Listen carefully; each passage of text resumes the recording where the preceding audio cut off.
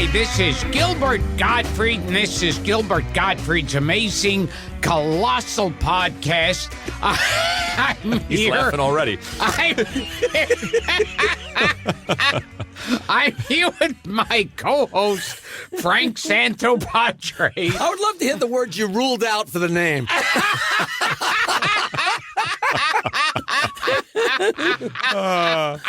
Unbefrickin'-leavable. Nah, that's a little strong. That's great. We're once again recording at Nutmeg Post with the lovely Frank Verderosa. Our guest this week is a comedian, comedy writer, musician, radio personality. From 1983 to 2001, he was the head writer of the Howard Stern Show. Who? Which I think, I kind of think I was on, but I can't swear to it at this point. There's a memory back there hiding behind a little piece of fog somewhere, but yeah. The best guest. You were the best guest. I feel like the original Marilyn talking about the Munsters at this point, talking about how There's nothing more exciting than once in a while I would write a line that I thought was so good because I wouldn't give anything to Gilbert unless I was really crazy about it. And he was on as Dracula, and I ran over with a piece of paper and handed it to him, and he read it. He says, "The black man, scarier than the werewolf." That might be the worst Dracula, but funniest joke anyway. Yeah. So thanks for having me, man. Well, let him finish introducing you. Oh, yeah. Well, that sounded more like Lugosi's Igor. You know, like, you can break Igor snack. Now, he's also released numerous CDs, videos, and DVDs, along with 5 books, including the best-selling Disgustingly Dirty Joke book. You may have seen him in the TV show Leverage or the documentary The Aristocrats, which I think I've seen. You've seen.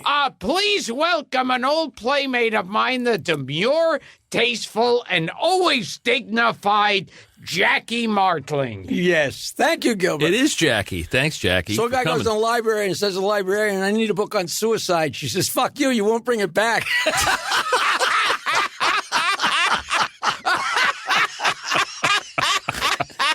The best married joke I ever heard is the wife says, "Get out, get the fuck out." And as the husband's walking out the door, she says, "I hope you die a slow, painful death." He says, "Now you want me to stay?" All right, let's get serious. You know, I know how much you guys love old show business, so I was thinking of some great stuff. There was a great story about Al Jolson, who was just a ridiculous egomaniac. Among us egomaniacs, he's crazy. And George Jessel was on the bill with him, who was a way, way smaller star. And he insisted to Al Jolson that he wanted to be on the marquee. He wanted to be on the marquee, so Al Jolson had them put on the marquee. Al Jolson, but Georgie Jessel. That's great. Is that a I love that. Nobody's ever heard that story. I think that's one of the great. What was the Gin Rummy story, Jack? We talked on the phone yesterday. Georgie Jessel was supposed to be the original jazz singer. And he didn't get the. Yeah. Was it because he couldn't sing? Or he might have turned it down. It's one of those he fantastic may have turned stories. it down. So one of those insane things for the rest of your life. Right, like he didn't think sound movies were going to make it. I didn't know he turned that down. Yeah, That's good trivia. yeah. I know Danny Thomas played the jazz singer. Oh, yes. Yes. Yeah, and there was a Jerry Lewis version. Seriously? Yes, a Jerry where I think he's more like, instead of black makeup, of course, he's in clown makeup. Yeah, at Auschwitz. Different movie. Jeez, what are people thinking? So I have. I love you. You love jokes. I love jokes. Yeah. There's certain people that don't like jokes, but who cares, right? You know, H. Allen Smith said we should take all the people that don't like dirty jokes and put them in a canyon, so the rest of us can stand on the rim of the canyon and piss all over them. So, but it turns out Neil deGrasse Tyson, the quantum mechanic guy, the genius, the stars and all that, and Noam Chomsky, because smart people like jokes because they're little stupid the problems, like given and find in geometry, you want to race to the end. A guy came up to me at a film festival and said, Jackie, you're going to love this. I have a very good friend whose grandfather was one of the great cantors, a world-renowned cantor. So he was friends with all the glitterati at the turn of the century, and one of his best friends was Albert Einstein. And it turns out Albert Einstein was a huge fan of filthy jokes, and Albert Einstein's favorite joke was, my dick isn't that big, but I love every foot of it. Albert Einstein! Is that great? Is that great? You know who didn't like dirty jokes? This I saw in a documentary on the History Channel. Hitler. Really? Yeah. I knew there was a reason I didn't like Hitler.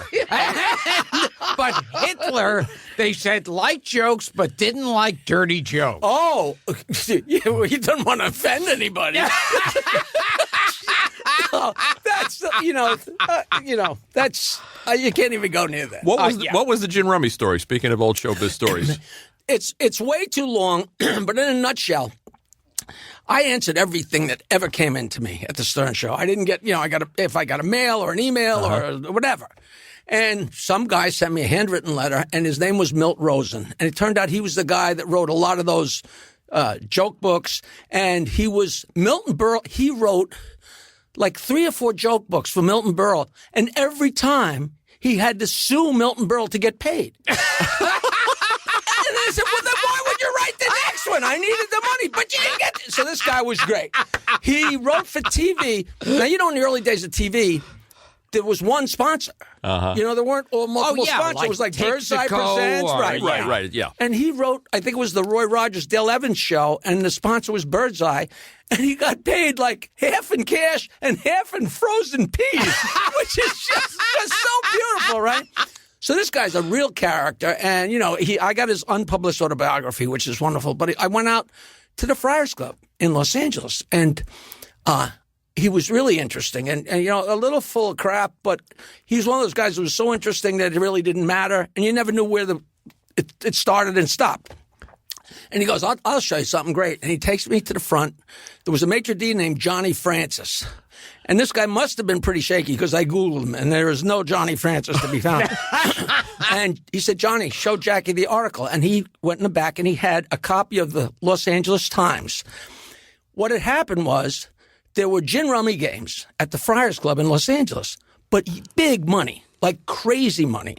Phil Silvers, Tony Martin, a guy named Harry Carl that was Debbie Reynolds' second husband who took all her money, and Harpo Marx. So, there were various players that came and went, but those guys, it was like on the second or third floor of the Los Angeles Friars. And it's, tens of thousands of dollars. And the mob got wind of this. So Johnny Roselli, who was a mobster / singer or whatever, got himself into the Friars Club. This sounds like malarkey, but this is, he sat in and he's playing gin rummy, okay? Did you ever see Goldfinger? Sure. The opening scene of Goldfinger. Goldfinger is playing cards with somebody, right? And Pussy Galore is up in the hotel with glasses, looking at the other guy's cards and signaling Goldfinger what to bet, okay? That's what they did. But there weren't cameras. There was a guy in the fake ceiling, like literally lying supine above them, looking at the cards and telling Roselli what to bet, and they took these guys for tens and hundreds. It's something like $1.3 million in 1963. Okay, and then the FBI caught on. So this article they showed me, there was actually on the picture in front of the Los Angeles Times. There's a picture of the table and the guy in the ceiling with a dotted line showing that his line of sight. Incredible. It was a whole big deal, but there's a whole huge court case, and Johnny Roselli came up in front of them, and he was involved in the Kennedy assassination. I mean, this is crazy, and you can't find information hardly about it because the Friars swept it under. Everybody thinks it'd be the greatest. Isn't that interesting? Good That's trivia. like a Scorsese movie, Good right? trivia. But it went on. It wasn't one time. It went on for years. Interesting. They even changed the roof line of the Friars, and they had to redo. It's just crazy, man. They finally shut that L.A. Friars down, I think. Gil, did you ever go out there? to the one in Beverly Hills? Yeah. It wasn't like the one in New York. It seemed like it lasted about a week or something. It was in financial trouble. It was there and not there. It was like an airport dining room type thing. You know? Yeah. I think they were doing like Last Comic Standing there for a little while. And Just go ahead. We were in a terrible TV show together. You know, when I knew I was going to come here, I was thinking, Frank, you had to see it because me and Gilbert were in the show, and I think it lasted 2 days. No, I don't mean the show. I mean, the shoot lasted 2 days, and we were together day and night for 2 days, and we must have told 10,000 stories. And as they took the last shot of the last thing, we were both out of stories, and we were like, see ya. And then we're walking around the casino, and I see Gilbert, like, I got nothing left to say. What was this show? Laughed and laughed. You know, it was called The Watcher, and we played two slimy Las Vegas guys, not to be redundant, and you know they would like hit ladies on top of the head and take their money, and then we thought we were stealing from each other. It was so bad. The Watcher. It was when UPN. UPN was just starting. Superstation, and they wanted their own programming. And you guys played hoodlums? Well, what it was it was like an hour show, and each show was there was like 3 20-minute shows or 3 10-minute, whatever it was. What I remember, there's a big fight scene between me and Jackie, a violent fight scene, because he thinks I'm cheating him out of his money, whatever. And they get these 2 stuntmen who are like 7 feet tall, barrel chested. Black hair. So me and Gilbert go to fight, and then next scene is from far away, and 2 gorillas fighting, and then we're lying in the pool. Both of them look like the Incredible Hulk. And then to try to put in a bad insert, they'd have me and Jackie like grabbing each other's collars, and then the next scene, one throwing the other one 10 feet in the air. You know who the stuntman on that was? Danny Aiello III. Oh, yeah. Really nice. He's not with us anymore, but he was a great guy. But I think the budget was like 14 cents. Oh, yeah. This was a pilot? No, it was a TV series. show called The Watcher. The Watcher. And there was some like black guy. He was like a rapper. Sir Mix-a-Lot? Sir Mix-a-Lot was like supposedly like in a tower looking over Las Vegas. Yeah, and he'd be telling you what was going on. I'm trying to wrap my mind around Gilbert, Jackie, and Sir Mix-a-Lot. Yeah. And I remember being in, I don't know, I think we were somewhere. We were talking, and there was some woman there, like a makeup woman or something.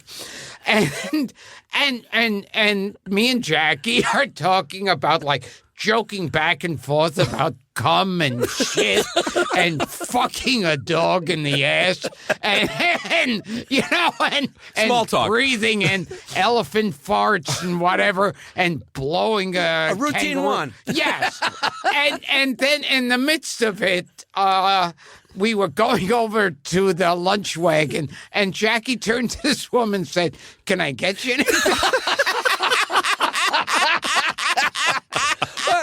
What I remember the most, I'm sure that's true, Las Vegas, blows hot and cold. It can be 98 degrees, and then it can be 20 degrees. Yes. And this one, it was an evening, and it was freezing, and the entire crew eats outside at folded up tables, like cafeteria tables with chairs. And of course, me and Gilbert are going to eat in the actor's trailer, in the warmth of the trailer.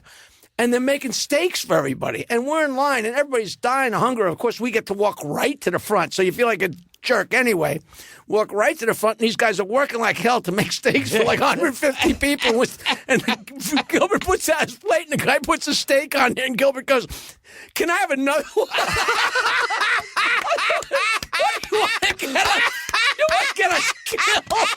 And I'm sure he took it home. He probably still has it, Frank. Yeah, I'm sure. I took it back on the plane. It's like the Lucy episode where she's got the giant cheese. Oh, yeah. She pretends it's a baby. Oh.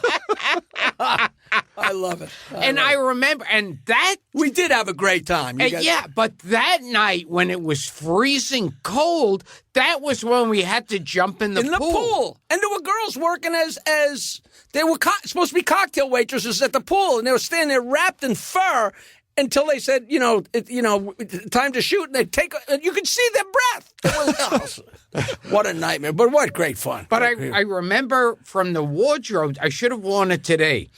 From the wardrobe department, I said, can I borrow a jacket for this week? Because it's freezing. And they let me borrow it, and I still have it to this I'm sure you do. I remember hearing a story, I think it was with Son of the Beach, where they had Robert Goulet. They asked him to be on the show as a villain. And that was the Baywatch spoof that Howard. Oh, yeah. Just to tell our listeners. I was on 2 of those. But I remember they were talking to Robert Goulet on the phone, and they sent him the script, and they said, well, what do you think? And do you have any questions? And he goes, yes. On page 73, it says, he enters wearing a cocktail jacket. And they said, yes. And then he goes, can I keep that? It's a man after your own heart. I love it. And everybody's the same. Rodney Dangerfield, his favorite story was, hey, you ever hear the story of 2 thespians? He loved Joey Ross from Car 54. Oh, we just talked about him last week on the show. Rodney said, Joey Ross walked in out of the sea. He says, Joey Ross and another guy, 2 thespians. They're working on a show in Chicago, 2 thespians.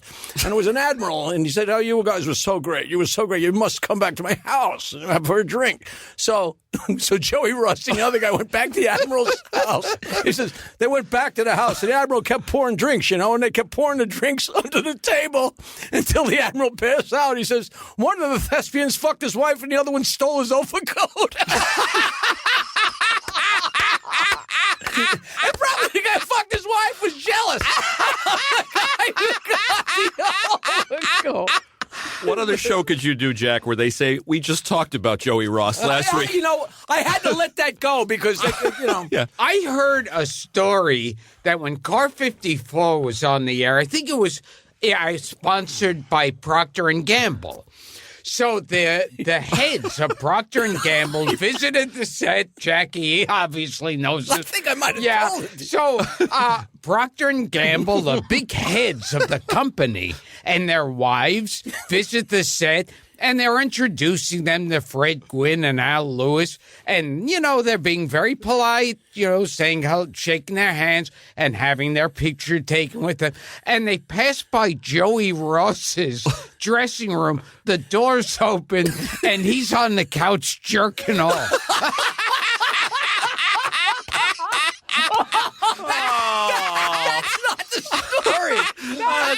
It's a different one. It's a different Joey Ross story. And the execs and the wife started screaming, and Joey Ross is there with a stick still in his hands going, what is it? The one Rodney told me was that the show got renewed, so they had a huge party with the Procter & Gamble guys and their wives. It's a huge party, and Fred Gwynn's there with his wife, and Al Lewis is there with his wife. And Joey Ross is there with a whore. And they come over and say hello, and Fred Gwynn says, yes, this is my wife, Elmerta, and this is Joey. He goes, hi. And they say, this is Mrs. Smith, this is Mrs. Johnson, and who's that? What's your name, honey? Well, I was going to ask you about that. He famously had a thing for hookers, Joey Ross. God, it just went on and on. He walked in out of the sea, Oh, God. That's a great Rodney. Not really. My favorite new joke, a guy says to a girl, give me a blowjob. And she says, be more romantic. He says, give me a blowjob in the rain. See, we got to let the people listening go home with a joke. Right? That's nice. It's generous of you. Oh, this is so fun. You know what? You're such a great. You too, but you're such a great audience. You know, whenever we do something together and I see you, I just gravitate right to you because I know you're going to scream because you love the. You know. When did you guys? You remember meeting for the first time, the two of you? It wasn't on Howard. It had to be in stand-up. I think we crossed paths a few times here and there, but mainly on the Stern Show because he was trapped, so I got a chance to. Right. You know, hit him head on with some jokes, and you know, that's where I had to talk. Oh, once you both, yeah, he was forced to talk to me, and then once he knew I was going to tell him a funny jokes, he started gravitating to me. So I remember on Howard, you used to wear these like finger condoms. What it was is, Mike, do you ever have your fingers crack in the winter? Yeah, sure. It's nothing more painful. Meanwhile, I'm writing and using paper, so it was so painful. So I thought it was the drying agent from the paper. It was the funniest thing. It turns out it was because I was so full of alcohol. The tips of my fingers were dry, but who knew? But we're sitting there, and I'm trying lotion on my fingers, and it was the greatest. I hope it must be on tape. Like Gary's sitting there, and Robin, and Howard, and Fred. Because Fred knows more shit that you'd never need in your entire life. And Gary says, hey, why don't you get some of those little rubber things to put on your fingers? And Howard goes, yeah, why don't you get some of those little rubber things for your fingers? And Robin's like, yes, get some rubber things for your fingers. And Fred goes, yeah, finger cots. And everybody's like, what? How the fuck do you know what they're called? Right. I just finger cots. And I wore them for a while and they didn't do anything. I love that your Robin sounds like Margaret Dumont. Oh, yes. I just saw something. I was watching Animal Crackers the other night. You know, oh my God, it's so horrible and so wonderful. It's stage bound. It was a play, and it looks it. It's weird. There are like great moments in Animal Crackers. And then you wait. Oh, my God. It's slow. Well, it's 1931. I mean, it's 2 years after sound. Right. Yeah. 5 years after sound. It's like, then there's some plot exposition and a musical number and more plot, and then you forget what the movie is. Right. And then when it gets hard to hear, sometimes it's hard to hear, which makes, you know. Oh, yes. Yeah. It compounds the whole thing. But fun. But while doing some research on the two of you guys, and I put in Jackie and Gilbert Gottfried, and the first thing that came up is something called Jackie and Gilbert laugh at a college professor being brutally beaten. Was that on the Stern Show? The first thing that came up was on YouTube. You know, Gilbert just did a spit take. Because the way that the genesis of my stupid laugh on that show is, we'd be there on the air, and once in a while, Fred would go, yeah. And I said, "What? Why do you keep making that yelp?" He says, "That's you." I said, "What do you mean it's me?" He says, "That's your joyful yelp that you do." And I'm like, "You're crazy." So one night I'm listening back to a show I did at Jimmy's Comedy Alley, and it wasn't even after a joke. I told a joke, and I must have been pacing the stage, and I did to get to the other side. And I said, "Holy Jesus, that's Fred's noise." So I said, "Fred, I heard the noise. I made the noise." And like an idiot, I gave him the tape. So he pulled out the and he started using it. And then he realized it was funny, so he started pulling out all kinds of different laughs of mine. So if somebody got hit by a truck, Fred would play my laugh, which Gilbert obviously it thinks is hysterical because a Cub Scout today was run over by a steamroller, and Fred plays. So Gilbert's screaming, and I'm screaming. And what's so great is I got the credit and I got the blame. When in reality, the credit and the blame goes to Fred because he's the one that pulled it out. But except Gilbert was laughing for real. But he's really laughing. There was also one called Gilbert and Jackie laugh at other people's misfortune. That used to be pretty constant. Yeah, I was just going to say, how many notations are there for that? It must be, like... Wow. And I remember, but the same thing happened with me, where they had tapes of my laugh, and they would be a show I wasn't even on. Right. And then I'd go to the internet, and I'd see a million emails, angry people going, maybe you think a child being tossed out of a window is funny, but I assure you I do not. And so they would play my laugh whenever. And, of course, Howard would always be, come on, Jack, come on, Gilbert. Gilbert, that's not funny. To cement the whole thing. which is funny and brilliant and horrible at the same time. I think the first time that Fred did it, it was like a guy pulled off on the side of the road. I think he was having sex with a deer, and all of a sudden Fred played to laugh, and everybody's like, it was like the world came to an end for 5 seconds. Like, whoa! The shot heard round. They're so funny, so funny. So you guys don't actually remember meeting. You don't remember a particular point in time. No, I probably crossed paths with you. I think I saw a picture of us. It had to be at the Stern Show, but you look like you're 12 years old, and I looked really young, but it had to be the early Stern Show days, Oh, yeah. But because, I never did the clubs in the city. I was out in Long Island. I was a bumpkin boy, doing my albums, telling my stupid jokes. As long as we're talking about that. I do remember Yeah. there were a couple of times on the show where it wasn't a tape and we'd both be together and they talk about, like a 2-year-old child being raped and killed. Yeah. And somehow... Yeah, because Me. I know he's going to laugh, so I might as well laugh. I think Robin would pick those stories just to get you guys going. Well, I'm sure, So I don't know that how Don't many... give her credit for this, Frank. I don't know how many people know that you did not start out to be a stand-up. That you told me you didn't have any aspirations to even be a stand-up. No, not even a little, You're a stand-up now? Yeah. No, sorry. That's not nice. I heard a joke when I was a little kid and just knew every joke on the planet. But I thought that if you grew up in America, you were a guy who grew up in America, you knew all the jokes. Like, of course, you grew up in this America. That's one of the things you know. Like, you know how to play baseball, ride a bicycle, and you know the jokes. So I never thought about it. And I always told jokes. And we had a band in high school, and I told jokes sometimes between songs, which was so inappropriate. Isn't even a good enough word. Like, what are you doing? I see the people out there. And then we had a band in the 70s, and we played original music and told jokes in between. Off-hour rockers. Yeah, but they weren't good. And I had little scraps of paper to remind me, and nobody ever told us that comedians worked at different audiences every night.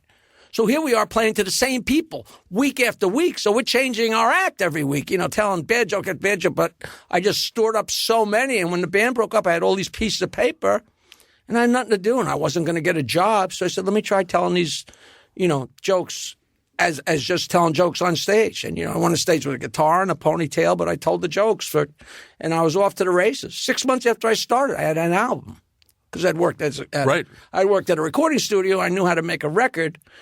And I said to my girlfriend, they laughed at every joke I said last night. I should make a record. She says, I'll make a record. So I recorded on a cassette player. The left channel was me and the right channel was the audience. And I mixed it to a 2-track tape. And then edited it with a razor blade and borrowed $100 from 15 different people and got my class picture where I'm giving the finger and sent the whole thing to Nashville, and they sent back 1,000 albums. And then in 1979, I'm standing at the door of the Fort Lauderdale Comedy Club selling people albums for $5 on the way out with the other comics breaking my balls. Like, look at you, you're an idiot. And all of a sudden one day somebody goes, wait a minute. We all made $50. He made an extra 75. Maybe he's not that stupid, You were really like the first of the comics to get into the whole merch thing. Well, yeah, because I told you, my whole theory was just I wasn't a comedian. I thought I was in the era with Robert Klein, and where I thought if you were going to be a comedian, somebody touched you on your head and anointed you, that it wasn't a learned thing. I remember being in college, and I said to the drummer in my band, what's your major? And he said, radio and TV. And I'm like, what are you talking about? You can't choose that.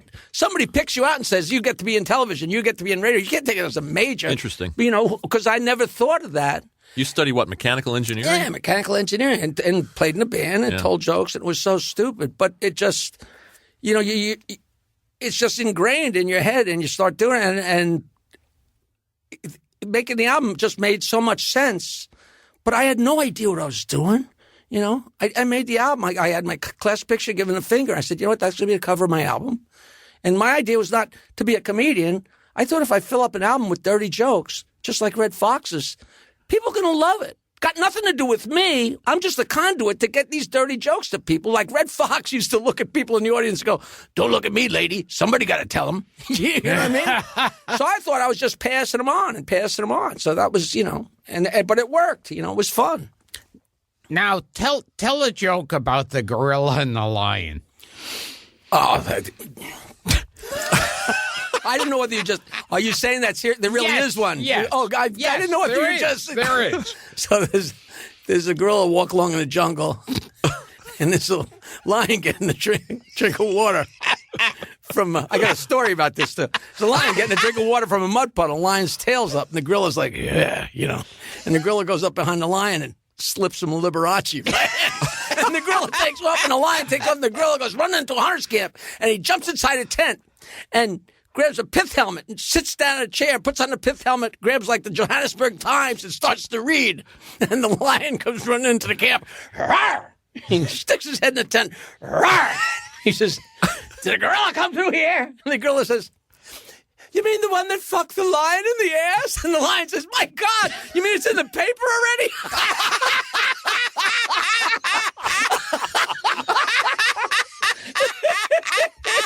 Now, Drew Carey. Now, people have always screamed about stealing jokes or, stealing material. Hey, it was my idea to do Star Trek. Give me a break, right? But I've always told, I maintain that if I tell a joke a specific way, if you go up and mimic the way I do it, that's as much stealing as anything. That's stealing a personality, because you take the jokes and you make them your own.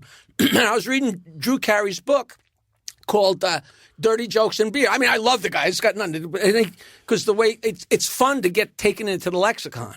And either before each chapter or after each chapter, he'd have a joke. And I'm looking at it, and that joke was in it. And it said, and when you tell a joke, you don't want to include anything in the joke that's in the punchline.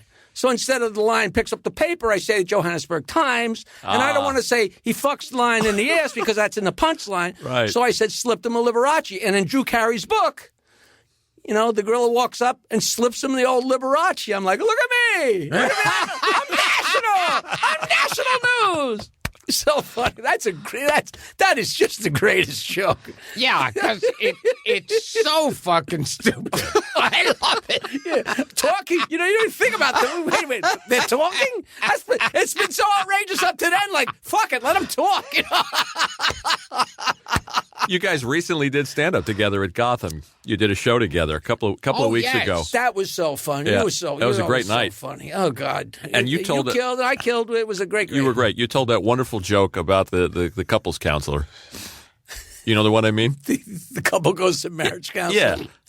And the marriage counselor says, I think we should begin with something you have in common. And the husband says, neither of us likes to suck cock. The perfect joke.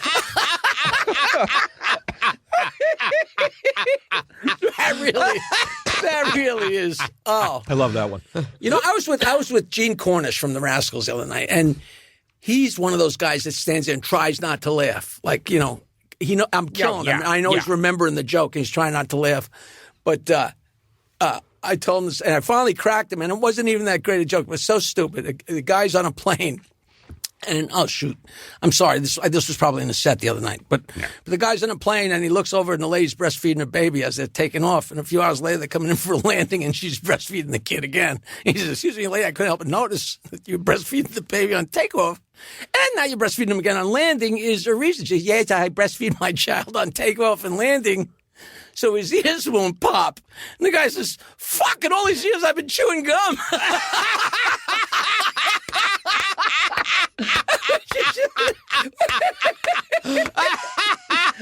It's just cherry. And speaking of planes, is there one about the pilot, the woman running up and down the aisle? That one take too long to tell? But he knows. That's a good one. The pilot comes on. He says, thank you for flying West Eastern. We appreciate your business, and we're going to touch down Los Angeles in approximately 6 hours. And he doesn't turn off the intercom. He turns to the co-pilot. He says, I think I'm going to go take a shit and then get a blowjob from the hot new stewardess. And she's in the back of the plane and realizes the intercom's still on. So she goes running up the aisle to tell him the intercom's on. And the little old lady says, take your time, honey. He said he was going to take a shit first. That's the one. And that's one of those jokes that's been around since... Yeah, it's been around forever. And I've lost track of how many times people have said, well, I was on a plane and I swear this happened. Oh, yeah. Yeah. Well, people repurposing jokes as actual anecdotes? Yes. Actual stories? You know what story? And whoever you tell it to, they have a different actor. But a guy told me this a million years ago. They had just built a big, huge CBS film space. And Schwarzenegger was making a movie, and I guess he was being a dick, and everybody was, he's bullying people around or whatever.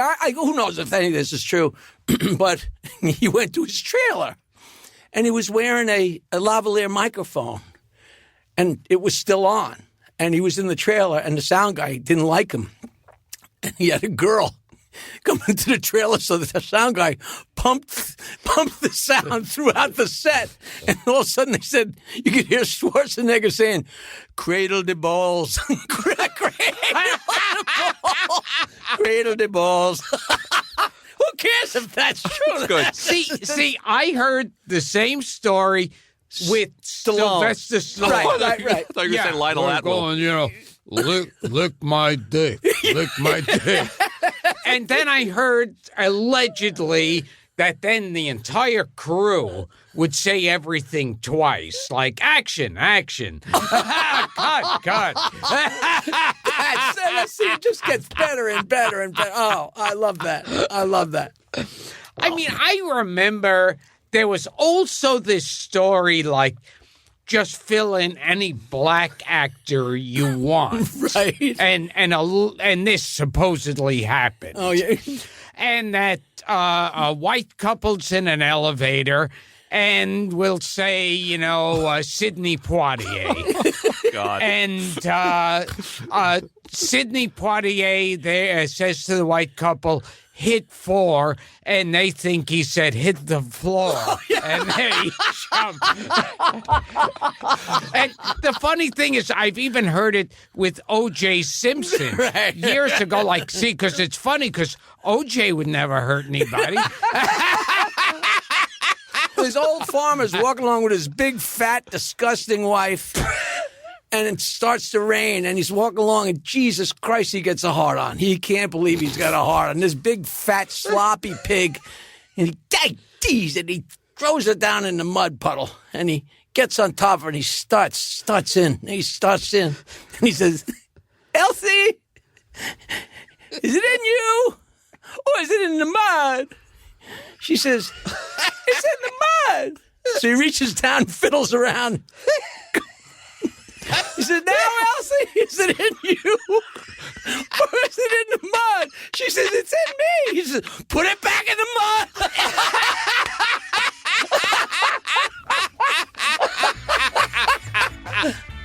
I finally got to tell a joke to McCartney. Do you know? Did you guys know about this? No. Yeah. For years, I've been screaming that, because Noel Redding from the Marvin McCartnany.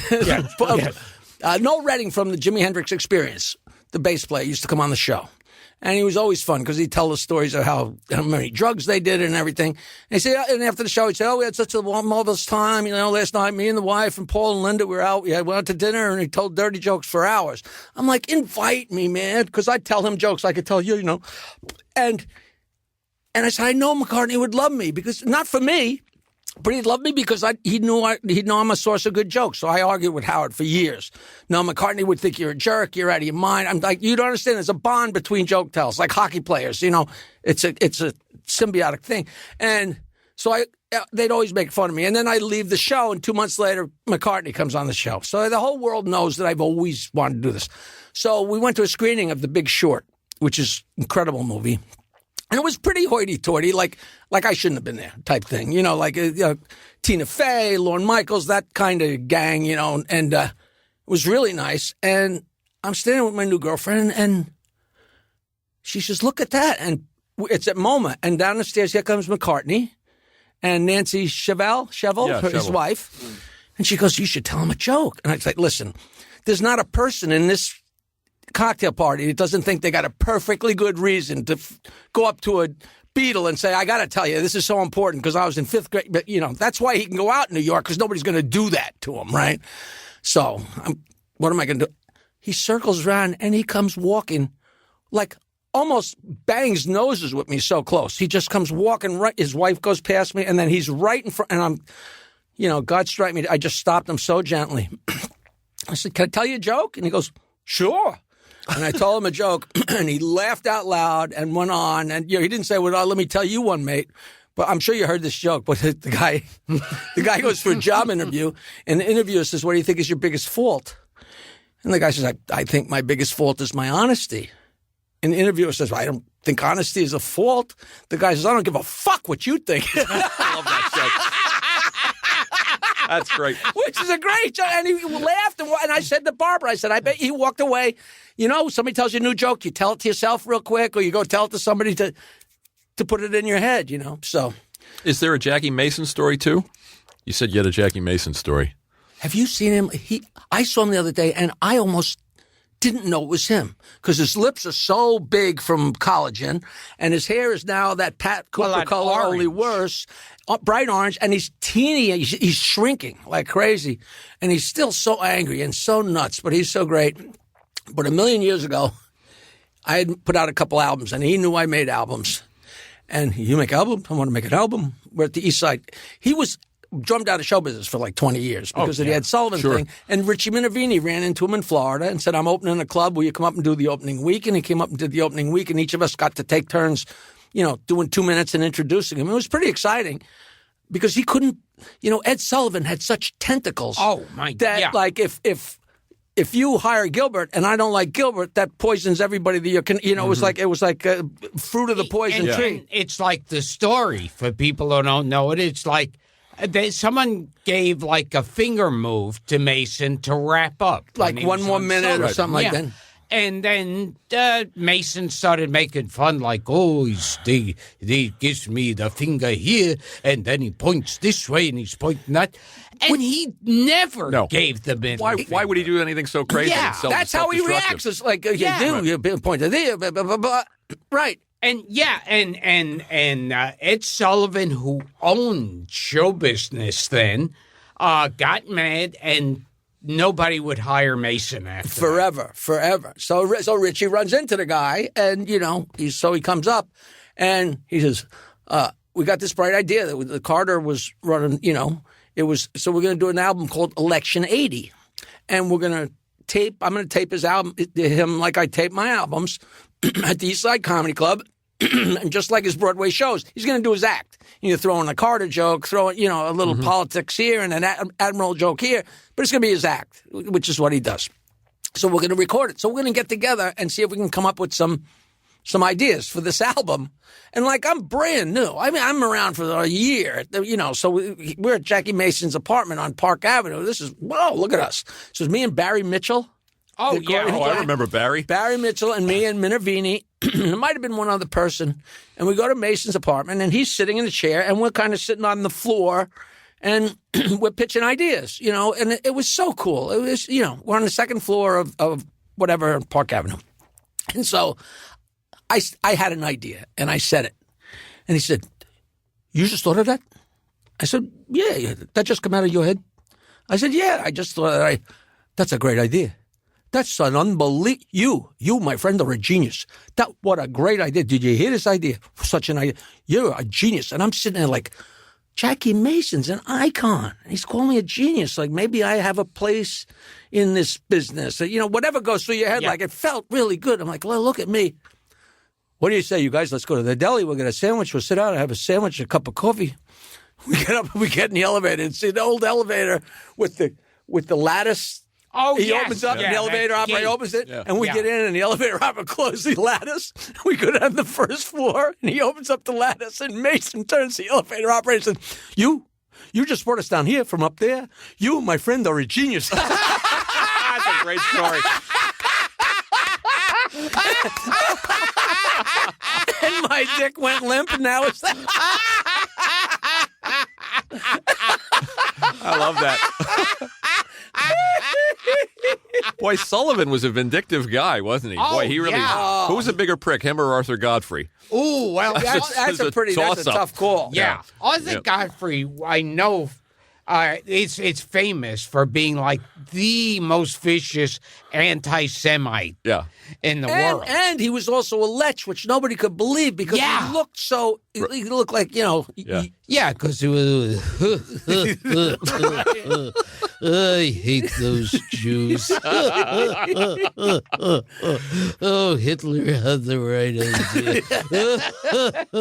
What about some of the other people that came through, Jack? You know what? I got to tell you something, Go ahead. and you would not believe this. Go ahead. I have a friend. Like I said, I answer every letter I ever got, and I got a nice letter from a guy. I think he was 75 at the time. He's like 80. He just hit 90. Name's Frankie Pirelli. And he's a Runyon-esque. You would love this. He was partners with Shecky Green in a nightclub in New Orleans called the Wits End until they found a dead body in the green room. Okay. He managed Hunt's Hall. He managed a midget orchestra. He managed a woman's orchestra. He was in a two-man group called Aldo and Ray or something. And his best friend growing up was Lenny Bruce. He was part of that gang. He's got pictures of Lenny Bruce, and he's a character. And he's still sending me ideas for scripts. He's 90. He's just wonderful. He was in The Wedding Crashers. And he called me up one day, I just had to spend $200 on color pictures. They're going to put me in this movie, Wedding Crashers. And at the time, that didn't mean anything. I think somebody's making a $2 movie. And what he was, when they were going to the different weddings, one of the weddings they went to was an Italian wedding. And he was one of the guys sitting at the table at the Italian wedding. So he's such a character, and now I have absolutely no idea what we're talking about. He wrote you, and you answer all your mail. What's his name again? Frankie Pirelli. Frankie Pirelli. It'll come to you. No, but what we were on a subject. I was going to ask you about some of the other people that came through. We were talking about Jackie Mason, Sullivan, and then Arthur Godfrey. This is like, it's so funny because you were just talking about going into a room and not knowing. This guy. I like where you were going. He wrote a story, and I'll email you the story. He wrote a story called "I Saw Milton Berle's Cock." You don't know how many times we've mentioned that in Reader's Milton Digest. Berle's cock. This guy, he was friends with the guy Wim Westerstein or Western, whatever the guy was that managed Jackie Gleason, and a lot of guys in the late 40s. And I guess Milton Berle's wife had just taken off with that band leader, Artie Shaw. Mm-hmm. And so Milton was all depressed, and he says, I got to go see Milton Berle. You want to go see Milton Berle? And he goes, I'd love to. So they go up to Milton Berle's hotel room, and he said, he's a kid. And he said Milton Berle was sitting there on the bed with an open bathrobe, with his glasses on, reading the race form with a huge heart on and stroking the heart on. And he walks in and it's like, Jesus Christ. And he said that his father loved Milton Berle so much. He used to say, I love it at Milton Berle. He's so funny. He walks out. He just walk funny. He don't want to say nothing. I'm a laugh. He walks so funny. He walks funny. So then Frankie goes over and says, hey, I met Milton Berle, Dad. You wouldn't believe. He's got a dick 2 feet long. And his father said, hey, no wonder he's a walk of funny. But Frankie, what was the story? It was a great story about Frankie. It'll come to you. Oh, shit. But tell us about some of the other people that came through at Howard, like Tiny Tim and your buddy Pat Cooper. I did something for a couple weeks, maybe more than a couple weeks, with Steve Grillo, who was an intern. I just had lunch with him today. Such a great guy. And I got this bright idea, and I would write lines about whoever's sitting there. And what I would do is I'd take the best line that I had given to Howard to say about whatever the guest was and have Grillo take it and say, here, Jackie would like you to sign this for him and feel free to write something funny, which went on for a couple of weeks until when Howard got wind of it, he went nuts. Now, meanwhile, if somebody walks in that room, walks in that building, there's just like this, there's a camera right up his nose every second. And all of a sudden he's on me like, how could you be so imposing on the guests as to make them sign the, right? And ask them to write something. But I have an eclectic group of like 100 or 120. You couldn't make up this eclectic group if you tried. Barbara Streisand's sister, Adam West, Geraldo Rivera, not Joey Buttafuoco, the guy whose dick got cut off. Bobbitt. Bobbitt, John Tiny Wayne Bobbitt, Tim, Roger Daltrey, and they all wrote funny stuff, but I got a couple signed by Tiny Tim, and it was like, And I remember one of the lines was, in honor of the last time Tiny was here, he's wearing the exact same thing today. But meanwhile, he had it on for 2 years. And you ever meet him? He was the real deal. I never met him. Did you meet him, Gil? That was the guy. That was not like, well, the mics are off. How are you doing, Gilbert?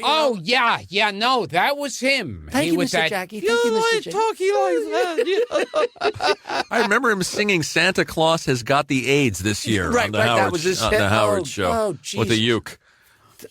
You know what? Some of the things that happened was so great, and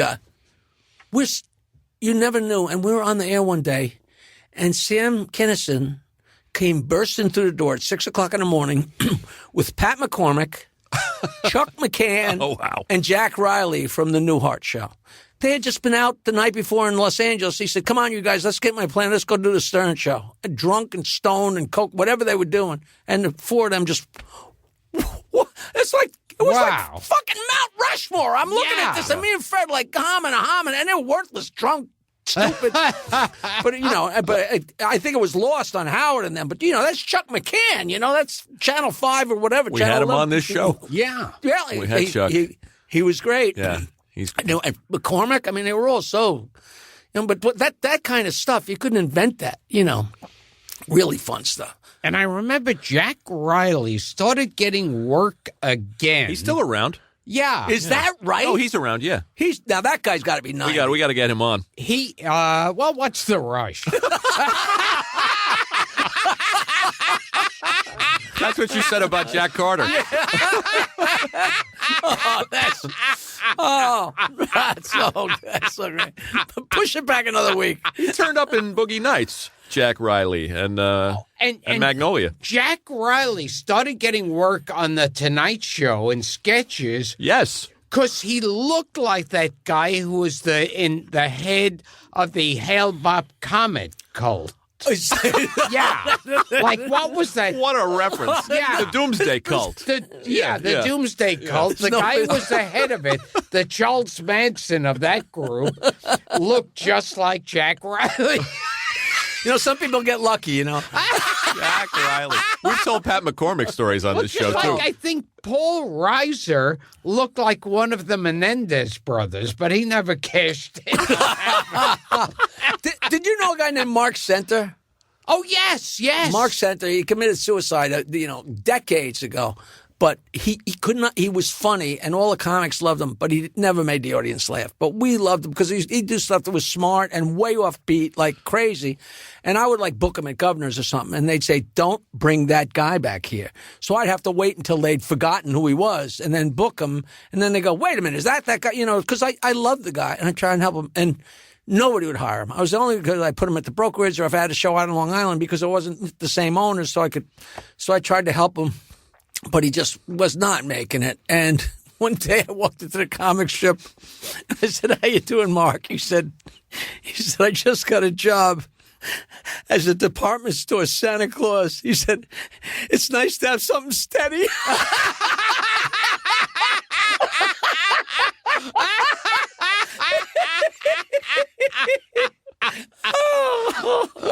So funny you mentioned the brokerage, and I think of Otto and George, who I loved. I was just talking to somebing about him last night. What a great act. He had a talk show. Otto and George, Otto Peterson had a talk show.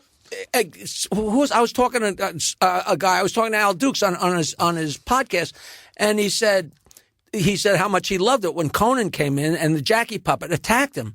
And I said, "Yeah, because you can't win against a puppet." And I said, "Check the timeline. I think the Jackie puppet begat the insult dog." Because Conan or Smigel, somebody said, "Wait a minute," because if it's a puppet insulting you, because Conan was fighting with the puppet, and you look like a moron, and here's Otto's being Johnny Carson, and he's interviewing you. But the dummy's interviewing you, so if you talk to Otto, you look like an idiot. But then you're talking to a dummy. Well, there was a story about a heckler supposedly getting up and punching the puppet. Oh, yeah. Right, stabbing him. Yeah, stabbing the puppet. Yeah. And cutting Otto's hand. I never found out if that was true. But now I heard with Otto and George, well, that was George who was the ventriloquist. No, Otto was the ventriloquist. George was the dummy. That Otto, he had a major drug problem. And one time in someone's backyard, this other guy had drugs, and Otto desperately wanted it. So the guy was saying, and they had like a barbecue going, and he goes, "All right, you want some? Here, first throw your shirt in there, and then now take your pants off and put them in the fire." And then he was. After a while, he was sitting there totally naked because this guy, his shoes, pants, underwear are all in the fire. That's a terrible story, but it absolutely could be true. Funniest He act I used to think I get ever so saw. high, and he'd screw up his act, and he'd be so high, and the dummy, he was so fucking brilliant. Unbelievably The dummy funny. would yell at him. Yeah. "You fucking idiot! Look how fucking high you are! You can't even do this act! You can't even remember The dummy would say, every time you talk, the show sucks. Right. Yeah. But he'd get, and it was just, and for years, the dummy's mouth got stuck, but he was a drug addict, and he was so high, he couldn't get it together, so he'd be using the dummy, and the dummy's mouth would get stuck open, and he'd have to reach over. It was part of his act. Yeah. You remember the JFK bit where the dummy he rigged the dummy's head to come apart and the hair to come off. It was a flap. It was a flap. So when he goes, here's my impression of 1963 Dallas, Texas. He go boom, and he'd go like that, and the flap would flap back, and it was bright It was red. the funniest act I ever saw in my life. Oh my God! People they couldn't believe it. You know, I still can't believe it. Yeah. You know. Yeah. I mean, thank God you said that because I never Rest can his find soul. anybody He was can remember that. an absolute genius. And I remember with Mark Center, I think, he he just parked himself in a garage one day. Yeah. And that was that, All I remember about him is him standing on stage and he'd pull on the mic cable and he'd go, "When I yank on this cable, a comedian in China falls down." It's just so stupid. And people are like, "Yeah." Can we ask you about the Jackie puppet since you brought it up? Because we had Billy on the show. And I've heard Billy say, and it's interesting how it was surreal to stand over you and mock you with lines that you yourself had written. It was so much fun, and there's got to be footage of what actually was going on because Howard was there, and me and Fred are here. So, and Billy was behind me. So there was no way to get a line to Howard. And you're like, when we had the guy on that used to do Wood Yee, the engineer that was yeah. He'd stand there and I'd pass the lines to Howard because he wanted to touch everything. And I'd hand it to Howard and he'd read it and then he'd hand it to Steve, and the guy was so slow that it slowed it up even more, which worked, right? But Billy's behind us, and Billy he's an actor. He's a voiceover guy. What it says on the page, he's going to read. Yeah. So you had to be careful what the hell you wrote because he's going to say it. If you wrote cunt, he's saying cunt. You know what I mean? And we would just line up the papers behind me, and there'd be like 8 or 10, and he just boom, boom, boom, boom, and it was just brutal and crazy. And He's then a he'd funny attack man. me. It was beyond crazy. Now, you said that they also once made a Robin puppet. I don't know. Well, there was a Gary puppet. Oh, yeah. Well, it's pretty interesting. The Jackie puppet story is pretty good. It seems to me maybe there was a Robin puppet, but I think it was a over the top racist or something. I don't know if you know when Ralph made a dummy of Clarence Thomas for the Channel 9 show. And Clarence Thomas was smoking pot, and when we had it rigged up with a wire, so when he took a sip of pot, his afro went like 3 feet in the air. But he had lips that were literally the size of 2 Coca-Cola cans, and it was just way over the top. But the Jackie puppet, I pulled into my driveway one day, and my friend Billy Bourne was sitting there, and another guy, and between them was this little Jackie with a joint in his mouth and a little tiny Budweiser can. I said, "What the hell's that?" He said, "Well, Tom figured there's a Gary puppet. There should be a Jackie puppet." And I'm like, "That's crazy." He goes, "Yeah, it's a doll. It works." And he pulls the thing and the mouth worked. I'm like, "That's great." And he said, "You think you could take it in?" And I said, "You know what? Truth be told, if I take that in and say, look at this, Howard's going to go, here's Jackie, promoting Jackie again. Here you go, look at me." And it would have been thrown in the garbage. That would have been it. I said, what you got to do is you guys take it in on the premise that it's to break my balls, right? I said, you got a nice girlfriend? And Tom says, I have a wife. You know, my wife Amy's really beautiful. And I'm like, what you guys got to do is come into the show with the puppet and say, look what we got. A couple of days later, it's like I wrote the script. I'm sitting there, and Gary comes in and says, Howard, the guy in the lobby got a puppet, looks a lot like Jackie. And he's got a pretty hot wife with him. And Howard says, bring him in. And the guy brings it in and starts operating it. And now it's ogling the girl, and everybody's taking a turn with the thing. And I'm like, oh, man, get rid of that thing. You know, don't throw me in the briar patch. You know what I'm talking about? Right. And that was... and. From there on, it went Comedy crazy. history. And then once Billy got a hold of it was like crazy, you know. So that was so fun. And I still say to this day, if I had taken it in, it wouldn't have seen the light of day. It was great. It's truly funny. And speaking of the WOR show, you remember the Channel 9 show? Oh, yeah. I was on there. I remember I was on there as, you know, Gilbert Dice Godfrey. Oh, yeah. Let's hear a little of Gilbert Dice Godfrey, now that you brought it up. Yeah. I was talking to this girl, and hey, what are you, pal, a homo? You ever like to go? I got through doing this broad. She goes,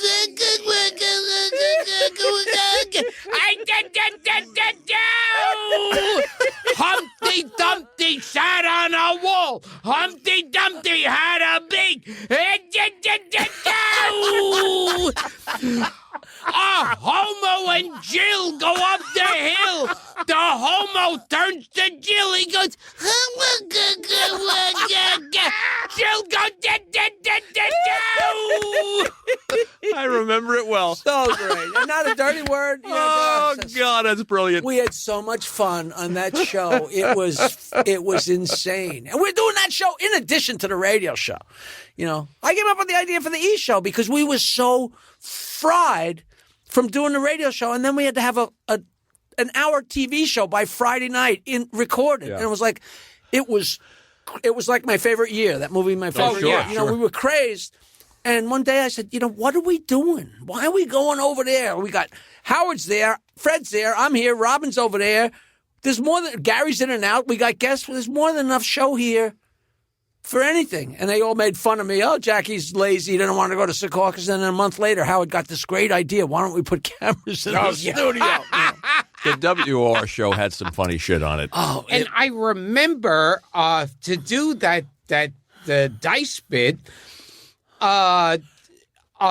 Howard brought in one of his old leather jackets. Nice. So that fit me like wearing an apartment. I can kind of see it. Yeah, I can that. almost see it. You're all, you know, all that stuff's on the internet. Did you write a lot of the Stuttering John interview questions? I mean, they were gold. Me and Fred, Yeah. all the Stuttering John. You know, it's like Lennon McCartney. Like me and Fred went together and we wrote all the song parodies and all the questions. But there's some, you know, I wrote when he the worst stuff when he interviewed the Dalai Lama, and he said, "People come up and say hello, Dalai." Do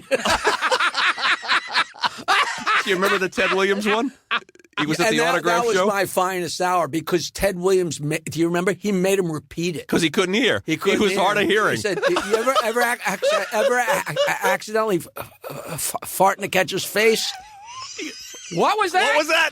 Did you ever accidentally fart in the catcher's face? Who the hell are you? Get out of here. I can see it. But first he asked him who got hit in the chin with more balls, Yogi Berra or Rock Hudson. My finest hour was the Ringo thing. Do you know the Ringo thing? I don't remember the Ringo thing. Ringo was the first Beatle to go on the road. He's doing the All-Star Tour. Oh, so yeah. this was a big deal. And he had like Leslie West and Todd Ray, whoever he had the greatest Billy players Preston, in the world. And he was doing a press conference to announce it. And there were it was a worldwide live press conference. There were literally a billion people listening. And we sent Stuttering John, and John got off a question. And it was so goofy, the oldest joke in the book, and Ringo said the perfect straight line. Yeah. You know, they pick on John. We're listening live, and we're like, all of a sudden they say, you stutter, John Melendez, and me and Frederick, we're like cringing. He's live with a Beatle, child of the '60s, right? And he goes, Ringo, what'd you do with the money? And Ringo said, what money? Is the money your mom gave you for singing lessons? Live, 1 billion people. I'm like, oh my God. That was classic. Wowee. Before we wrap up, Gil, do you want to ask Jackie about the legendary Joe Ancis? You know that name? Did you know that guy? Yeah, and he used to hang out. Well, he was like the guy who was like a non-comic who all the comics back there looked up to. Like that guy Frankie Lenny Pirelli I was Bruce talking about, he was friends with Lenny Bruce and Rodney and Buddy Hackett. And Joe Ancis was the funny guy in the group that didn't have the balls to get up. But he was the guy that sat in the back of Dangerfields. And when I was on the road with Dangerfield for a couple of weeks, I got to do the Joe Ancis line. You know, the Joe Ancis line where Rodney, at some point in his act, Joe Ancis is yelled, so what do you do for a living? And Rodney said, I get guys for your sister. And we were in Las Vegas. I'd yell that out, and everybody'd look at me like, because they think you're a heckler, But Joe Ancis was so funny, and he was so nice, and he really liked me because we hung out a few times, and I really laughed. And Rodney and Joe Ancis used to stand outside Rodney's apartment with the door cracked and watch Rodney's Jamaican housekeeper watch the game shows. Because she didn't know anybody there. And she used to scream and yell and dance. And that was their form of entertainment. I mean, those are freaks. So I'm putting out my third album. And somebody tells me this quote. Normal people are people you don't know that well. Which is just astute. It's brilliant. Because you start talking to anybody, everybody's a fucking idiot. The greatest family in the world, and they're beating each other behind closed doors. So I'm going to name my album that. And all of a sudden, there's a People magazine article. And it's Rodney in the blue bathrobe. The whole thing is really nice, and quotes from Robert Klein. And the last paragraph, it says, well, it's like Joe Ancis always said, the only normal people are people you don't know that well. I'm like, oh, motherfucker. I thought this was just a line floating around. So I wrote Joe Ancis a postcard and said, Joe, it's Jackie. I'm just about to put out my third album, and I named it Normal People You Don't Know That Well. And then I saw in the People magazine, that's your quote. Is the original quote? And if it is it okay with you if I use it? Or else you can just tell me to go fuck myself. And Joe, I still have the postcard. He wrote back, yes, it's the original quote. Yes, you can use it, and go fuck yourself anyway. Is he gone, Jack? I think he died long before Rodney. Because he was a very tall. He was talk about Damon Runyon-esque. That club. Rodney. I was with Rodney 2 weeks, and there's still things that come to me. It's so funny. I think that happened at the Friars Club. He called me up one day. He says, "You got to tell me. I need a call. I need a judgment call." He says, "Tell me if this is too strong." He says, "I got no respect. I got a parrot calls me Jew bastard." And I said, "I don't know if it's too strong. It's the funniest thing I ever heard." So I'm telling that story in the Friars Club to somebody, and Dick Capri stands up, leans over, and says, "Martling," because I said, to tell you the truth, and then we lost track, so I don't even know if it made it into his act. Capri goes, that not only made it into his act, that was the signal joke.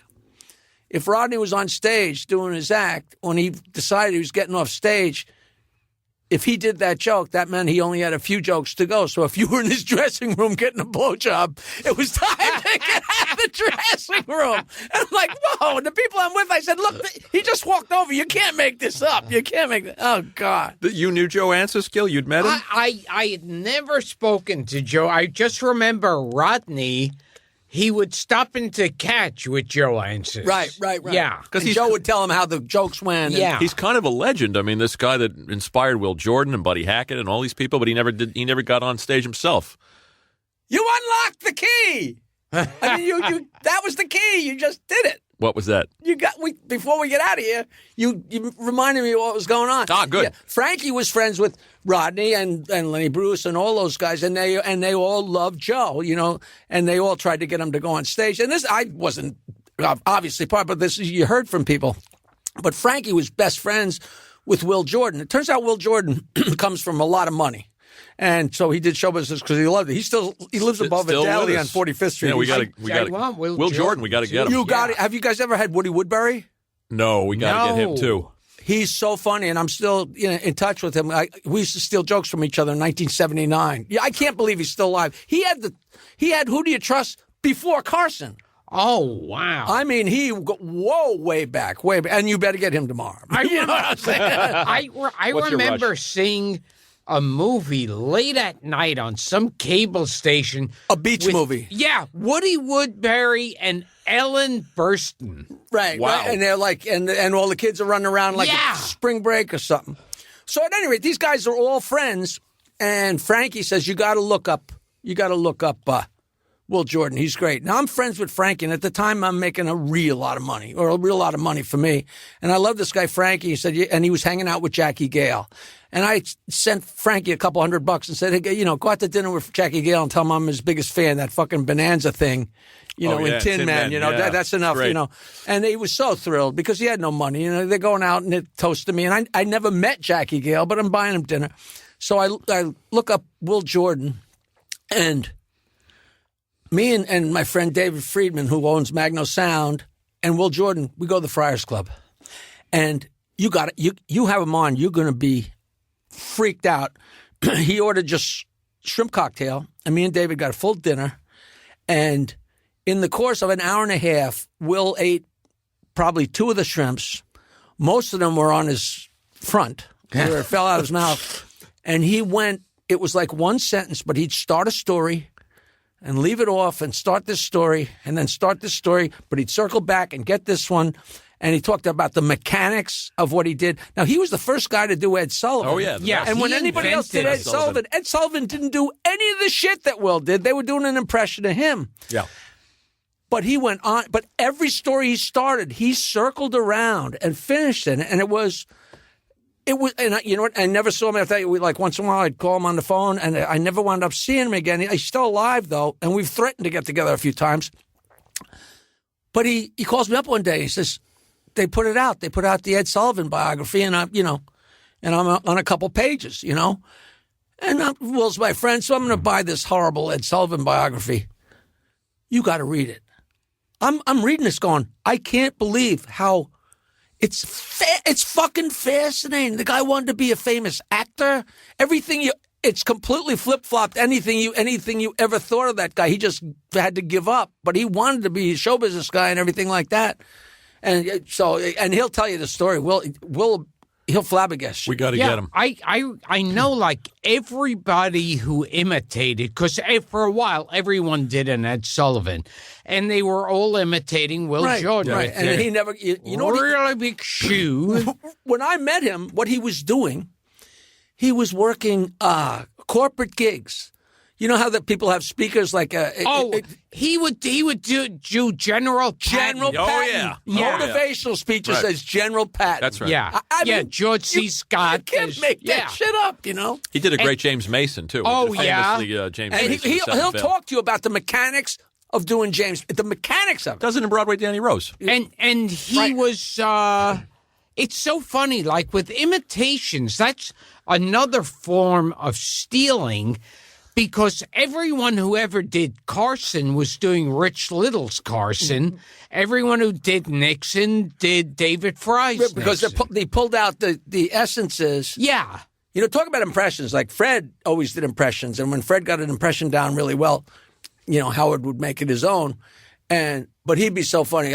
One of the funniest things Howard ever said, we had so many moles everywhere, and a guy called up and he said, I'm driving Sammy Davis Jr., and I got his hotel room number. So we're like, what are we going to, And so Howard calls Sammy Davis Jr. The only guy who has the number is the limo guy. And Sammy gets out of the bathtub and answers the phone. I'm sure they replay it on the show all the time. And Sammy, this is Howard Stern. He goes, What? No preamble, man? I mean, like didn't know he was calling or anything like that. And in a stroke of brilliance, you could almost see the light bulb go on over his head. And I wish I had a thought of it. Fred had. He goes, Sammy, have you heard? He's doing a Sammy Davis impression. He says, Billy Crystal's been doing Us. And it was fucking brilliant. That's great. Just brilliant. And the other thing, Ted Kennedy was always in the news. And Joan was in the news because she was drunk all the time and getting in accidents and everything. And all of a sudden, Robin would do something about Joan, and Howard would start doing Ted. And he'd go, era. And the timing was because he would go on, era. And people were like, wow, his timing. It was nothing to do with timing. He's going, era, till me and Fred think of something to write down to give him to say. Yeah. And then we put it up, and he's era. You know, just hysterical. I know I'm going too long here. Good stuff. Now, here's something I guess everyone wants to know. What caused you leaving Howard? I wanted more money. Yeah. I wanted more money. They were making so much money. And, well, you're a comic. If I call you up and say, do you want to work in Alaska?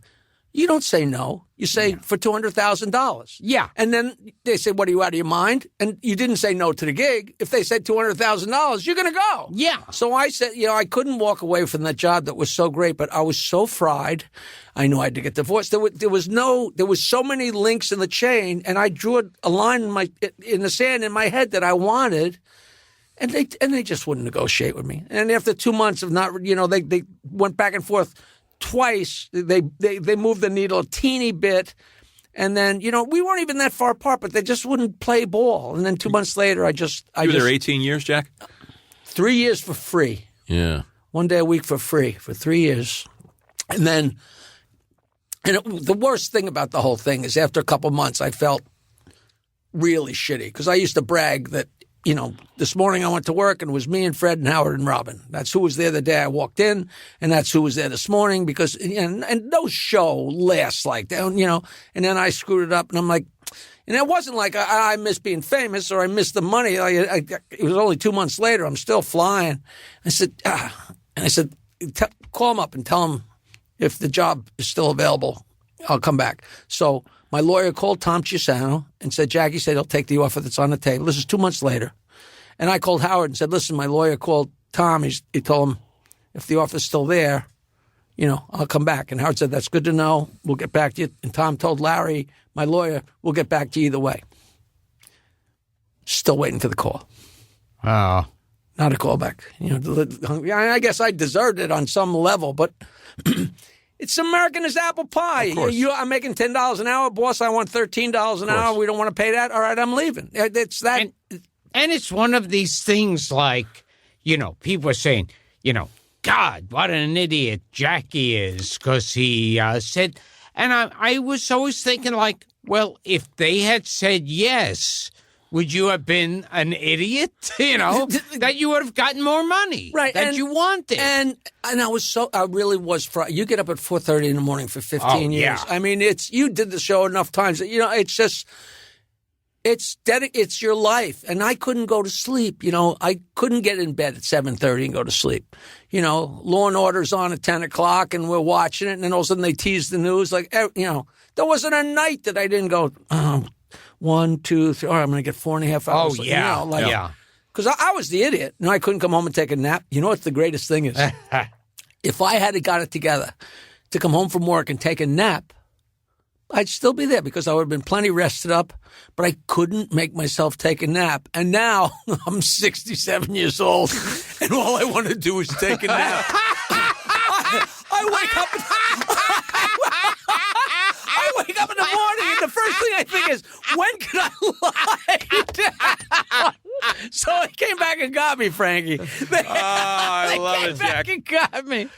I was touched when I heard you say you missed the laughter, that you laughed every day. And you got paid. It's an unnatural thing for 4 or 5 people to sit in a room and roar for 5 hours. And that's what you miss. Not money, not fame, not nothing, but that, it's like if I go into a bar and I'm telling jokes, you do a show for 500 people and you kill them, that's great. But if I'm telling jokes to 5 guys at the bar and I bury them, that's as big a high as working to 800. When you get a laugh, it's just fucking, when I make you laugh, that that's everything to me. Like the other night, I was in such a good mood when we did the show because I told him a horrible Hitler joke, and he just loved it.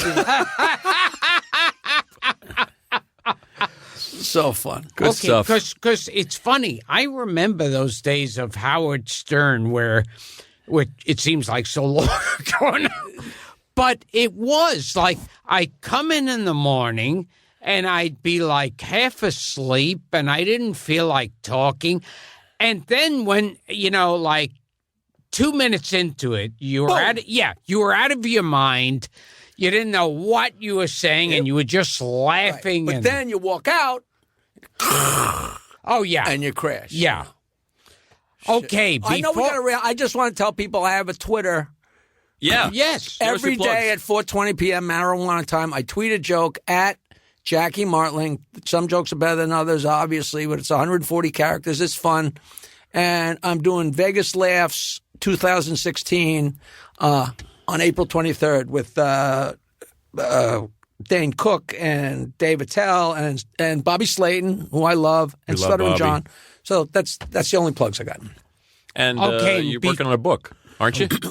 Yeah, I got a literary agent. She just wrote me. I have an agent, but the girl who's putting together the proposal just wrote me this note, like, hang on to your hats. You're sitting on a bestseller, But it's not crummy.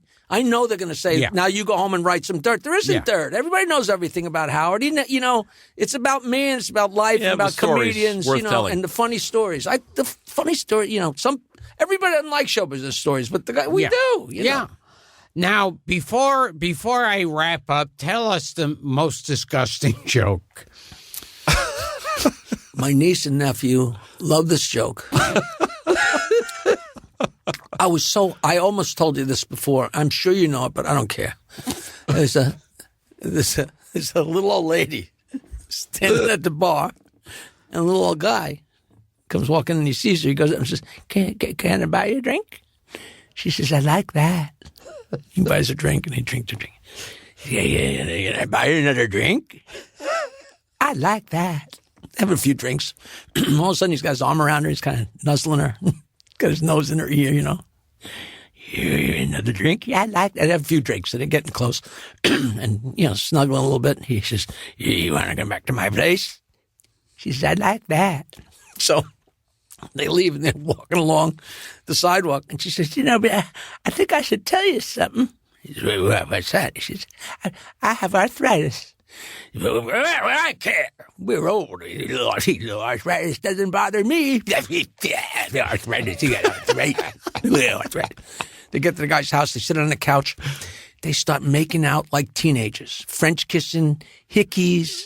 He's got his hand up her back. He unhooks her bra with one hand like an 8th grader. Her tits, boom, fall down like that. Right next thing you know, he's unzipping. She's feeling his crotch. He's fingering. Next thing you know, these two old-timers are on the floor, and they're naked. And he goes down on her. And it's horrible. And he's like, huge.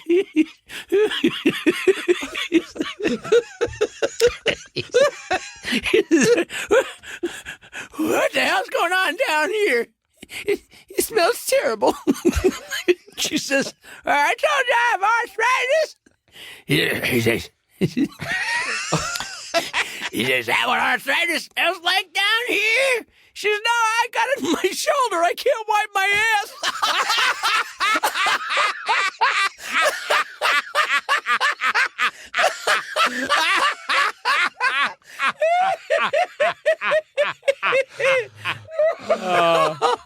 Okay. You got your wish there, Gil. Yes. This has been Gilbert Gottfried's amazing Colossal podcast with my co-host Frank Santopadre here at Nutmeg Post with Frank Verderosa helping Frankie. us out. Thank you. And we've had on Jackie the Joke Man Martling. Thank you, Jackie. Jack, you're the This greatest. is as much fun as I've ever had for an hour. And Gilbert, you're an icon, and I've always loved you to death. And I'm so flattered to be here. Thank you. Thank you, Oh, buddy. And fuck Thank you, you. Frank. All right.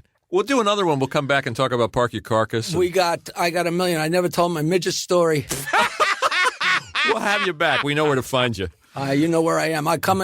Somebody cancels. I'm going to get you Woody Woodbury and whoever else. Yeah, Will Jordan. Oh, yeah. And Will Jordan. Thank you, Jack. Thanks, guys. Also, no rush.